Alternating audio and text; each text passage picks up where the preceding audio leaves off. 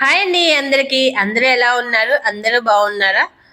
ఈ రోజు అయితే మా స్పెషల్ వచ్చి చేపల పులుసు. ఈ రోజు మార్నింగే మా వారైతే నాకు చేపల పులుసు తినాలని ఉంది అన్నారు. అయితే తీసుకురండి వండేస్తానని చెప్పాను. వెంటనే వెళ్ళి మార్కెట్ కి చేపలు తీసుకొచ్చారు. ఇందుకు అయితే ఫస్ట్ లో అయితే ఎక్కువ చేపలు ఇగిరే చేయమనేవారు, కానీ ఇప్పుడు మా అమ్మాయి పులుసు ఇష్టంగా తింటుందని చేపల పులుసు చేస్తున్నాను.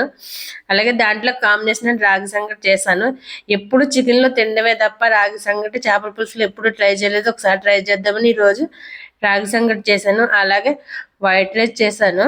ఈ రెండాటిలో కాంబినేషన్ బాగుంటది కదా, చేపల పులుసు పుల్ల పుల్లగా కొంచెం పులుపు ఎక్కువ ఉంటేనే చేపల పులుసు బాగుంటది టేస్టీగాని. అలాగే మార్నింగ్ మా పిల్లల కోసమని వంకాయ వేపిడి చేశాను. వాళ్ళకి మార్నింగే కుదరదు కదా బాక్సుల్లోకి. రాగి సంగటి అలా చేపల పులుసు కాంబినేషన్ అయితే చాలా సూపర్గా ఉంది, బాగుంది.